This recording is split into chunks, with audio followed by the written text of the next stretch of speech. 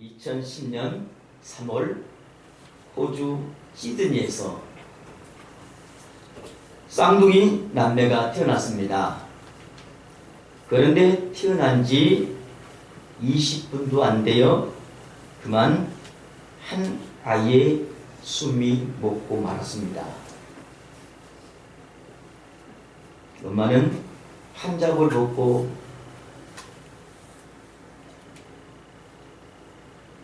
병원 직원에게 한번 알아봐 줄까요? 말하면서 아이는 곳으로 들어갔습니다.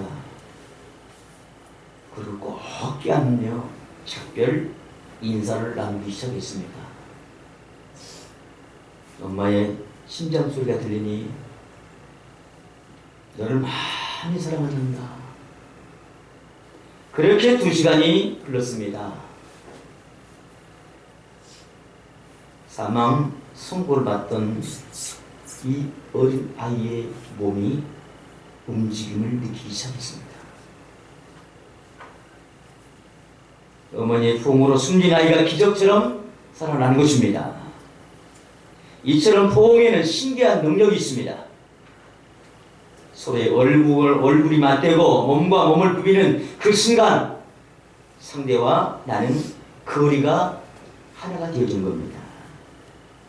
체온과 심장이 고동수를 느끼면서 서로 한 몸처럼 여길 때에 가장 아름다운 역사를 은혜를 경험하게 된 것을 우리에게 말씀해 주고 있습니다. 어쩌면 예수님께서 우리에게 내 이웃을 내 몸같이 사랑하는 말씀이 우리에게 구체적인 행동으로 포옹하는 말이 아닐까 생각해 봅니다. 사랑하는 성도 여러분, 사랑하는 사람이 있다면 우리 가슴으로 꼭 껴안는 이 포옹의 시간들이 많아지길 원합니다. 포옹이야말로 몸으로 느끼는 사랑인 것입니다. 여러분, 그렇다면 우리의 마음을 사랑으로 표현하는 것이 있다면 그것은 바로 저는 감사라고 생각합니다. 이제 2015년을 시작하면서 우리의 생각과 마음의 계획들이 감사 위에 세워지기를 소원합니다. 우리 좌우 옆 사람에게 포옹은 할 수는 없지만 서로 이렇게 합시다. 감사합니다. 감사합시다. 이렇게 할까요? 감사합시다. 한 번 더 합시다. 감사합시다. 그리고 우리 마음속에는 늘 감사합니다. 이런 마음으로 살아가길 원합니다. 성경에 참 많은 인물이 나옵니다. 그 인물 1400명 인물 가운데 오늘 2 인물들에 대해서는 함께 좀 나눠보기 원합니다. 첫 번째는 다니엘입니다. 다니엘서 6장 10절에 의하면 다니엘은 한 달 동안 왕 외에 기도하면 사자굴에 들어가는 왕의 조수를 지키는 것을 알고도 자기 집을 돌아가서 입방에 올라가 예루살렘을 향한 청문을 열고 전에 행하던 일로 하루에 3번씩 무릎을 꿇고 기도했습니다. 그리고 이어서 나온 말씀이 이런 말씀이에요. 하나님께 감사하더라. 그가 하나님 앞에 이렇게 감사할 수 있는 것은 하나님을 의뢰했기 때문입니다. 다니엘은 이전에도 모든 것을 주관하시는 하나님을 알고 그는 더 하나님을 깊이 알고 감사했음을 다니엘서 2장 23절에 열거해 주고 있는 것입니다. 우리 모두 함께 다시 한번 따라해 봅시다. 하나님 아는 자는 어떤 상황에서도 하나님께 감사할 수 있다. 그렇습니다. 하나님 아는 자는 어떤 상황에도 우리는 감사가 끊임없이 이어질 줄 믿습니다. 감사의 삶으로 살 줄 믿습니다. 시편 기자인 다윗은 시편 50편 23절을 이렇게 말합니다. 감사로 제사를 드린 자가 나를 영원롭게 하나니 그 행위를 옳게 하는 자에게 내가 하나님의 구원을 보리라고 약속해 주셨습니다. 감사는 하나님을 영원롭게 드릴 뿐만 아니고 감사한 사람의 자의 삶 속에 하나님이 함께 하시고 일하십니다. 결국 전국적으로 그를 구원하신다는 겁니다. 우리의 삶 문제가 있고 뛰어넘을 수 없는 한계가 있습니다. 그렇지만 감사하는 자는 하나님이 도우십니다. 여러분, 감사가 없다는 것은 자신의 노력으로만 산다는 뜻이 아닐까요? 사도 바울도 자신이 하나님을 알고 의지하면서 하나님께 감사할 수 있었다고 말합니다. 여러분, 그래서 오늘 2015년 기쁨과 칭찬이 넘치는 교회와 여러분이 되기 위해서는 첫 번째 우리가 해야 할 일은 넘치는 감사, 즉 범사에 감사함을 삶을 살아가야 하는 것입니다. 여러분이 묻습니다. 2015년 기쁨과 칭찬이 넘치는 삶을 살아가 원하십니까? 그렇다면 범사에 감사하시기 바랍니다. 바울은 디모데후서 1장 12절 통해 이렇게 말합니다. 이로 말미암아 내가 또 이 고난을 받되 부끄러워하지 아니함은 내가 믿는 자를 내가 알고 또한 내가 의탁한 것을 그날까지 그가 능히 지키실 줄 확신함이라. 하나님의 깊은 교제 속에서 하나님을 아는 자가 범사에 감사할 수 있음을 바울은 우리에게 이렇게 고백하고 있는 겁니다. 사랑하는 성도 여러분, 성숙한 사람의 특징은 한마디로 감사를 표현하는 사람입니다. 미숙한 사람과 성숙한 사람의 그 특징을 꼽으라면 이것이 아닐까요? 미숙한 사람의 모습은 늘 불평을 입에 달고 살아가지만 성숙한 사람은 감사를 입에 달고 살아가는 사람인 것입니다. 미숙한 사람은 때문에 감사하는 사람입니다. 자기의 유익이 있으면 조건을 걸고 감사한다는 겁니다. 좋은 일 있으면 감사하고 슬픈 일 있으면 내가 왜 이러냐고 불평하게 돼 있고요. 때문에 감사의 비밀을 알 수 없습니다. 감사의 참된 것들을 경험하지 못하기 때문이 아닐까요? 여기에 비해서 성숙한 사람, 바로 감사하는 사람인 것입니다. 하나님의 뜻이 성취될 것을 바라보면서 감사한 것입니다.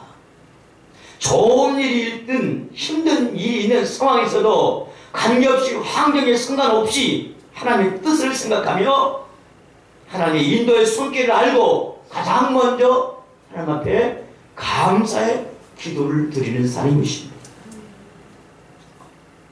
바로 감사하는 사람은 어려운 상황에서도 하나님의 때를 바라보면서 어떤 사람요? 감사하는 사람인 것입니다. 그렇습니다. 저는 감사가 동전의 양면과 같다고 생각합니다. 동전은 앞면이 있고 뒷면이 있지요. 그러나 감사하는 사람은 동전의 앞면에 감사가 있고 동전의 뒷면에 뭐가요? 감사가 있는 것입니다.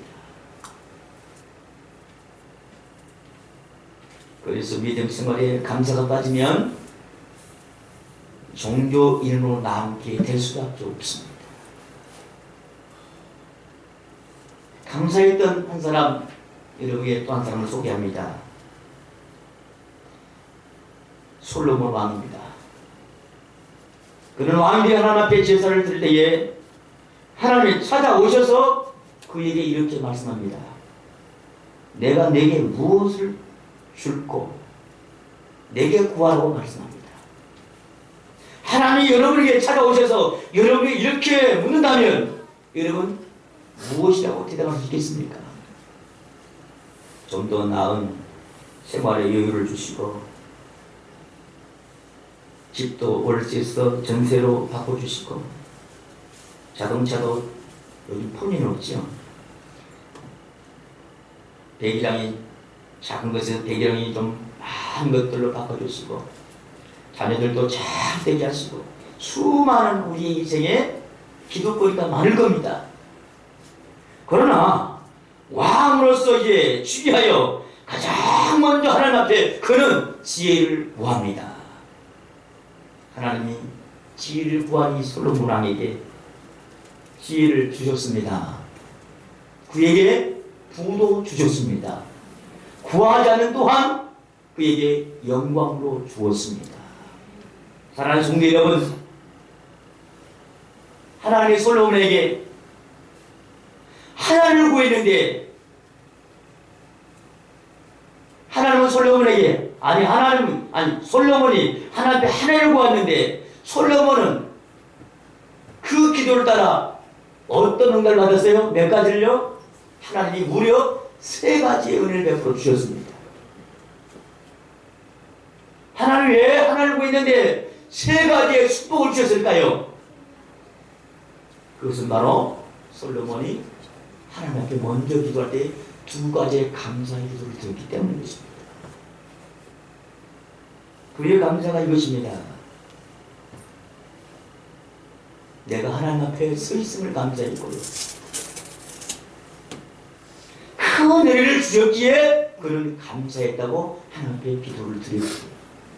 하나님은 그에게 나타나서 내게 무엇을 줄고 내게 말하고 주님께서 응답해 주셨던 겁니다.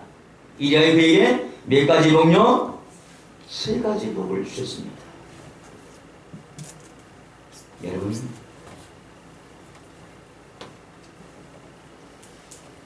우리도 이러한 역사를 경험하려고 합니다. 감사한 만큼 하나님은 감사에 응답을 주지 않냐고 감사가 더 넘치도록 주시는 하나님이십니다. 여러분, 이런 말이 있어요. 불평스러운 환경이 있는 것이 아니라 불평한 사람이 있고 감사할 환경이 있는 것이 아니라 감사하는 사람이 있다는 말이 있습니다. 여러분, 모든 것은 환경의 탓, 다른 사람의 탓으로 돌리지 말고 감사하는 사람이 되라는 얘기인 것입니다. 그러면 감사를 따라 인생의 환경이 바뀔 줄 믿습니다. 우리 주위에 삶의 역전이 일어날 줄 믿습니다. 설교관 스펄전은 이렇게 말합니다. 불행할 때 감사하면 불행이 끝이 나고 형통할 때 감사하면 계속 형통이 찾아온다고 말하고 있습니다. 감사는 나의 마음과 다른 사람의 마음에 그 독을 제거하는 강력한 해독제와 같은 것입니다. 우리 모두 감사로 살아가기 원합니다. 그런데 감사는 어떻게 감사해야 되는가? 다 같이 범사에 감사하자. 범사에 감사하자. 그렇습니다. 바울은 우리에게 범사에 감사라고 말하고 있는 것입니다. 이는 이를 우리를 향하신 하나님의 뜻이라고 말씀하고 있는 것입니다. 사랑하는 성도 여러분, 왜 바울은 우리에게 범사에 감사라고 했을까요? 그는 빌립보서 4장 12절 통해 우리에게 이렇게 말합니다. 내가 비천에 취할 줄도 알고 풍부에 취할 줄도 알아 모든 일에 배부르며 배고픔과 풍부와 궁핍에도 일치의 비결을 배우느라고 말하고 있습니다. 어떠한 환경에도 감사하였고 만족한 사람이 되었다는 얘기인 것입니다. 감사의 비결을 깼다는 것은 빈부에 처했거나 비천에 처했거나 어떤 상황에서도 만족을 누리는 사람인 것입니다. 바로 바울의 깊은 영성, 최고의 영성에 도달한 이 감사의 영성으로 우리가 살아가기를 소원합니다. 하나 더 살펴보면 합니다. 스폴주는 하늘을 향한 감사 그 자체가 기도라고 했습니다. 영국의 종교가로 유명한 기도의 사람이었던 윌리엄 로우는 위대한 성자는 기도를 많이 했다든지 금식을 많이 했다든지 혹은 차선을 많이 베풀었던 사람이 아니라 범사에 감사하는 사람이라고 말했습니다. 여러분 우리에게 많은 것들을 얘기하고 있지 않습니까? 영국의 유명한 기도의 사람이 그가 말하는 거 기도하라 기도가 최고다 기도만이 우리의 삶을 바꾸는다 이렇게 말하는 것이 더 논리적이지 않을까요? 그런데 기도를 할수록 그의 가슴 속에는 감사뿐이었다는 것입니다. 사랑하는 성도 여러분 우리 모두가 이 한 해 범사에 감사하는 인생이 되어지기를 원합니다. 이런 말이 있습니다. 응답을 구한 것은 받는 것이지만 축복은 구하지 않아도 채워주는 것으로 말하고 있습니다. 여러분 기도하면 하나님이 응답하지요? 기도와 간구로 무시로 성령 안에서 기도하면 하나님은 꾸짖지 않으시고 우리에게 후히 넘치도록 은혜를 주신 하나님이십니다. 그런데 여기 축복은요 내가 구하지 않은데 하나님 주신 은혜라는 얘기입니다. 이 축복은 무엇으로 되어지는가? 감사로 되어지는 겁니다. 솔로몬 역시 마찬가지였습니다. 지혜를 구했는데 하나님은 그에게 부와 영광까지 그에게 주신 것은 그가 감사로 시작했던 축복이었던 것입니다. 이 축복이란 단순한 물질적 축복만을 얘기하는 것이 아닙니다. 영적인 축복을 포함하고 있는 것입니다. 우리는 하나님을 향하여 감사와 신뢰의 고백이 축복과 축복하는 사람이 되어 형통한 인생이 되기 원합니다. 참 말은 쉽습니다. 감사한다는 것 어디 그리 쉬운 것은 아니지요. 사실 범사에 감사하고 모든 상황에서 하나님의 선님을 믿음으로 바라본다는 것 그리고 그것을 감사한다는 것은 쉬운 일이 아닙니다. 하지만 하나님을 붙드는 건강한 믿음의 사람은 당당하게 감사의 자리로 나오게 되어 있습니다. 그리고 감사의 고백과 응답의 축복이 하나님을 통하여 나타날 줄 믿습니다. 여러분 감사는 단순히 긍정의 언어의 차원을 넘어갑니다. 감사는 하나님을 신뢰하는 믿음의 고백이 깔려있기 때문인 것입니다. 그래서 감사는 믿음의 표본이요 응답과 축복의 통로라는 말을 하고 있습니다. 따라는 모든 성도 여러분 이 한 해 범사에 감사하는 여러분 되시기 바랍니다. 근데 감사를 어떻게 해요? 넘치게 하시기 바랍니다. 여기 컵이 있습니다. 여러분 물이 찼다는 것은 더 이상 물이 들어갈 수 없는 공간이 없다는 것이겠죠. 넘친다는 것은 이제 들어갈 곳이 없으니까 밖으로 나온다는 겁니다. 넘친다는 그런 것입니다. 우리의 가슴 속에 우리의 말 속에 감사가 넘친다는 것은 우리의 인생에 우리의 영혼의 감사를 채워줘서 그 다음에 이 감사가 이웃에게까지 들려주도록 옆 사람에게 들려주도록 축복이 되어질 것입니다. 여러분 우리 매 순간마다 범사에 감사가 넘치는 삶을 살기 원하십니까? 그렇다면 우리 한번 해봅시다. 100번 들어도요 한 번 실행한 만큼 효과적이지 않습니다.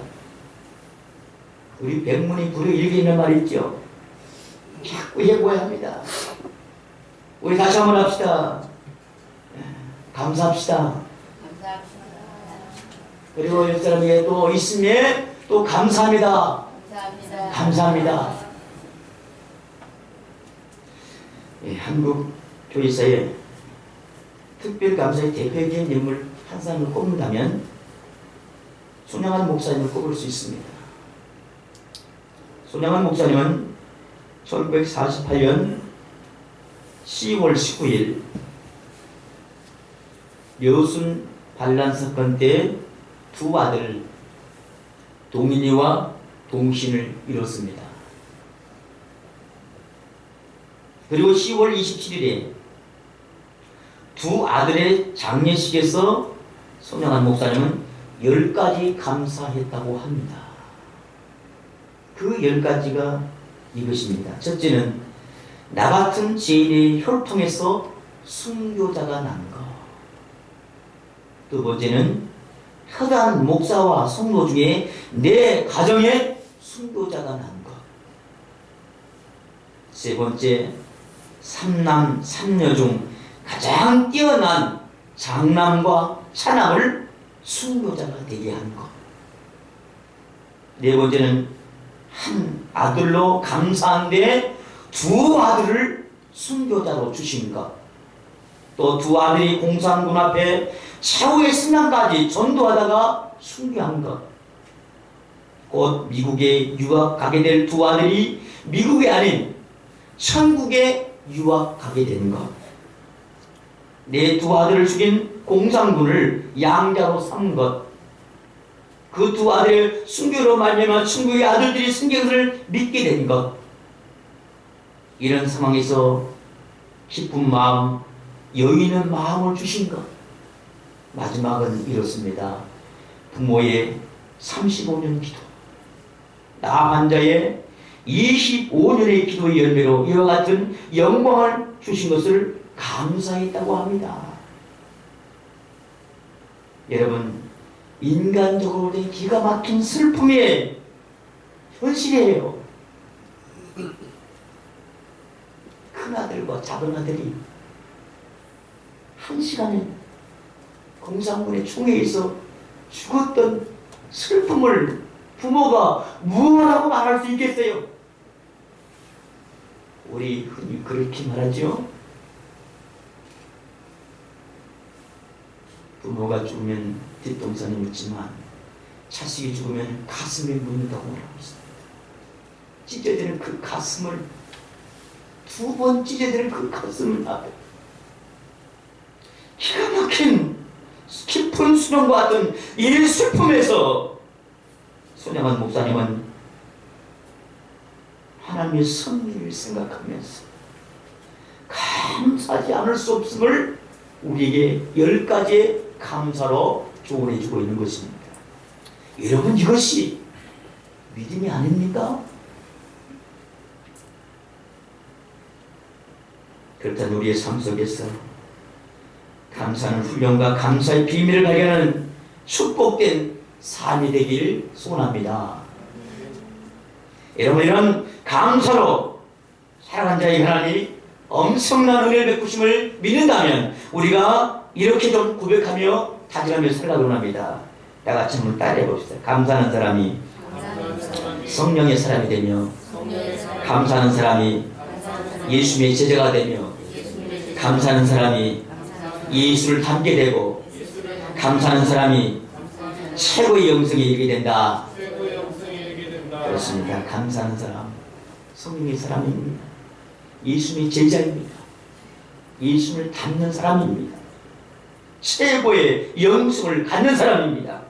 이 한 해 하나님 주신 기쁨과 칭찬으로 넘치는 인생을 살아가면 우리가 가장 먼저 실지해야 될 덕목이 있다면 그것은 범사에 감사하는 것입니다. 감사로 형통의 삶을 살아가기를 소원합니다. 이렇게 살아가기를 소원한다면 우리 두 손 가슴에 얹고 다짐합시다. 이 안에 감사의 영성으로 살아가곤 합니다.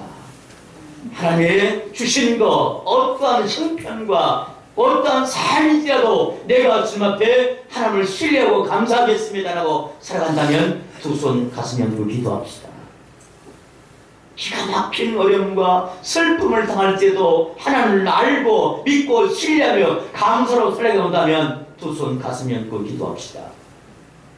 솔로몬이 한 번의 기도를 통하여 그 감사의 힘이 되어 세 가지의 축복을 가졌던 이 축복의 응답을 우리 노린다면, 원한다면 두 손 가슴 얹고 기도합시다.